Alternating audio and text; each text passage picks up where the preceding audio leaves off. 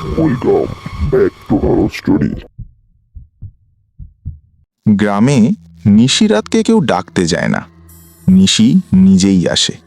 বুড়োরা বলে নিশিরাত ঠিক 50 মিনিটের। এই সময়ের ভেতর যদি সে তোমাকে নিজের করে নিতে পারে তাহলে আর সূর্য ওঠা দেখো না।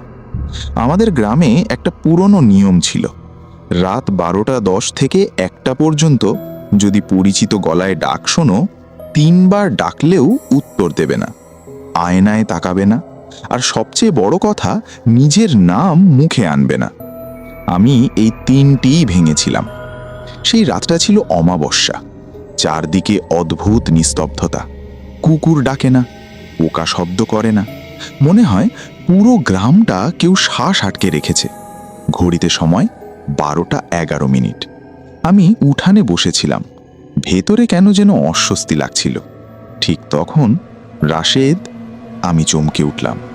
এই গলাটা ভুল হবার কথা না, এটা আমার মায়ের গলা। মা 3 বছর আগে মারা গেছে। রাশেদ বাবা গলাটা খুব স্বাভাবিক, ঠিক যেমন জীবিত থাকাকালীন ডাকত। আমার মাথার ভেতর সব নিয়ম এলোমেলো হয়ে গেল। আমি বললাম না কিছু, কিন্তু তাকিয়ে ফেলেছিলাম। ঘরের দরজার সামনে একটা ছায়া দাঁড়িয়ে। ছায়াটা নড়ছে না, শুধু দাঁড়িয়ে আছে। দরজা খুলবি না মা? খুব ঠান্ডা লাগছে। এইবার কণ্ঠে কষ্ট। আমার চোখে পানি চলে এলো। মা কি সত্যি?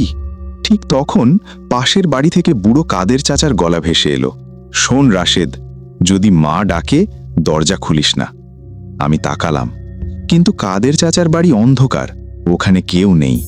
তারপর বুঝলাম নিশি একসাথে অনেক গলা ব্যবহার করে। হঠাৎ দরজায় নখের শব্দ, খর খর। মায়ের গলা এবার বদলে গেল, খুলবি না? তোর মা হয়েও কি এত ডাকতে হবে? এই কণ্ঠে রাগ, মানুষের রাগ না, কিছু একটা নকল করছে।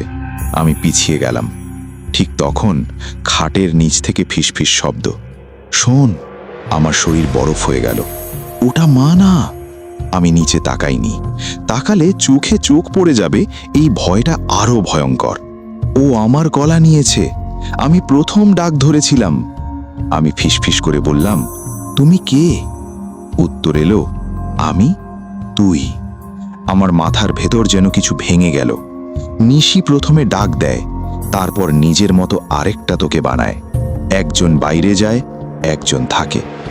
বাইরে তখন দরজায় জোরে ধাক্কা, ঢং ঢং ঢং। মায়ের গলা এখন আর নেই, একটা বিকৃত কণ্ঠ, রাশেদ। এইবার পুরো গ্রাম কেঁপে উঠল। ঘরের বাতি নিভে গেল। অন্ধকারে দরজার নিচ দিয়ে লম্বা কালো ছায়া ঢুকছে। ছায়াটার মাথা নেই, কিন্তু হাত আছে, খুব লম্বা। খাটের নিচ থেকে শেষ কথা, এখন যদি ওর নাম ধরিস ও ঘরে ঢুকবে।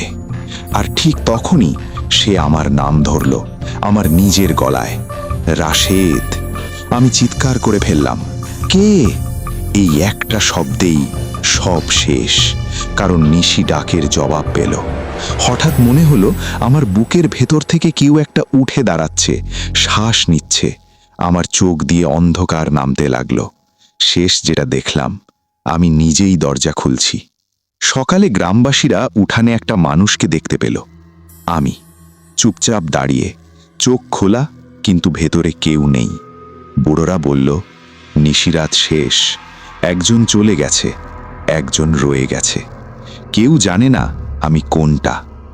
আজও গ্রামে বলা হয়, রাত 12:10 থেকে 1টা পর্যন্ত যদি পরিচিত গলায় ডাক শোনো, আর যদি মনে হয় এইবার উত্তর দিই, মনে রাখবে নিশি কখনো ডাক দেয় না, সে শুধু তোমার গলায় তোমাকেই ডাকে। গল্পটি ভালো লাগলে একটা লাইক করুন, আর এরকম গল্প আরও শুনতে চাইলে চ্যানেলটি সাবস্ক্রাইব করুন। ধন্যবাদ।